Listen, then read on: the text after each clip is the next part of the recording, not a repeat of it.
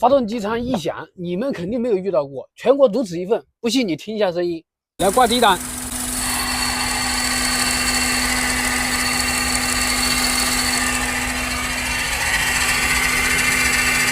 当时啊，我是在去火车站接小舅子的路上，吓得我连小舅子都没接，一个电话让他自己打车走了。具体是什么情况呢？啊，起步啊，低档给油，他就响，速度起来点之后啊，轻给油了，哎，不响了，或者是我们切到空档，它也不响。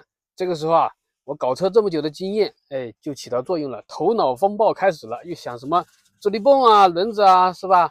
我们的压缩机轮子啊，是不是哪里有问题啊？听起来就像那种轴承或者什么钢模的声音。哎呀，好一顿找啊，小舅子都没接成。出现这种情况之后，我得立马停车嘛。停下来之后啊，一看这里面，哎，哪也没有异常啊，哎，反正声音是从这一侧啊右前方发出来的。我就找啊找啊找啊，透过这个小孔啊往里面看啊，哎，找到这个东西，大家看啊，哎，这东西完全没固定。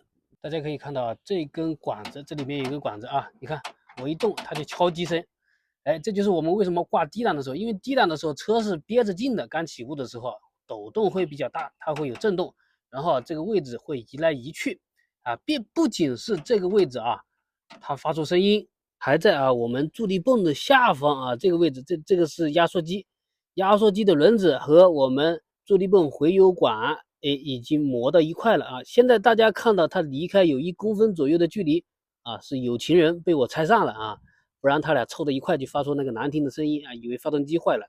现在我们就要解决它了，怎么搞呢？东西买回来了啊，2个卡扣，哎，就是这种专用的卡扣，助力泵回油铁管的卡扣哈。